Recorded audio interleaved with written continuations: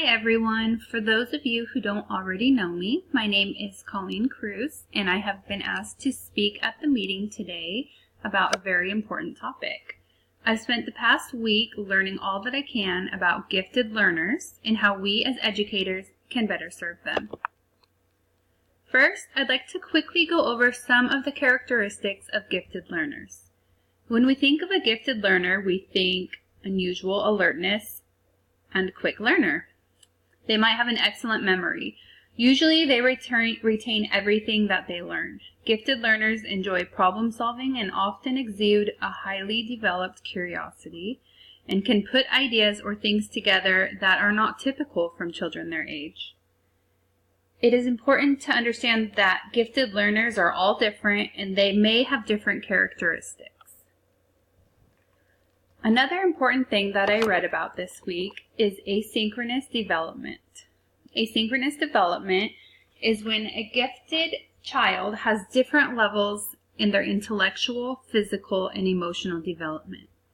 An example would be an 8-year-old boy who is a gifted child. He may read at a 6th grade level, practice math at a 4th grade level, and have fine motor skills at a 2nd grade level. This child may appear to be far below his classmates socially. It can be said that their judgment is behind their intellect. It is very important that we as educators are recognizing these different levels in our gifted students and are providing adequate coursework and support to keep them excelling. Next, I'd like to talk about the socio and emotional needs of our gifted learners. Gifted students often exhibit the characteristics of intensity, perfectionism, and introvertedness.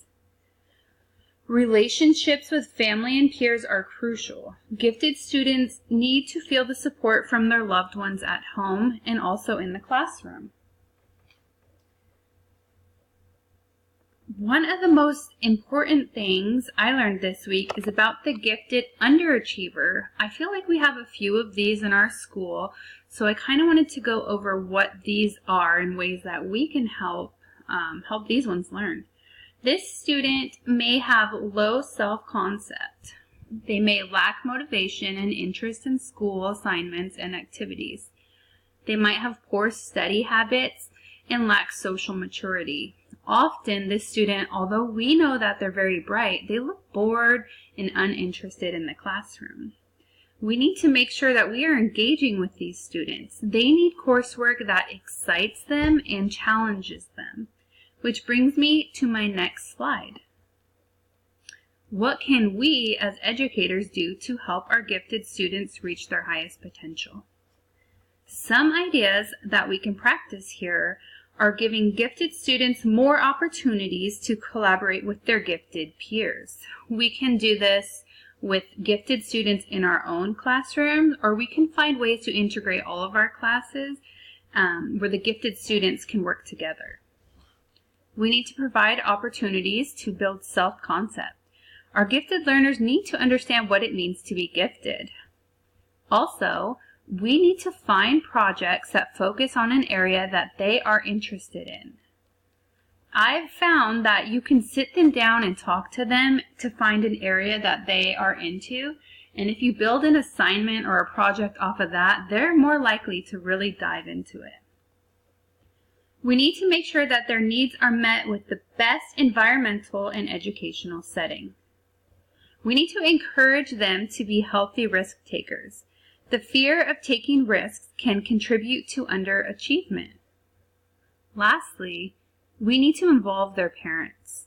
These students need support at home and at school. Often the parents really don't know how to help, so getting everyone involved would be the best situation for these students. It's important to set goals with both the students and the parents, something that we can track. It usually works well for them. In conclusion, I've really enjoyed my research on gifted learners. I feel that us together as educators have the tools to give these students the education they deserve.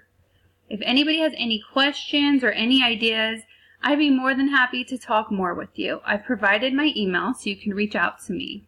Thanks again for listening, and I hope to hear from some of you soon.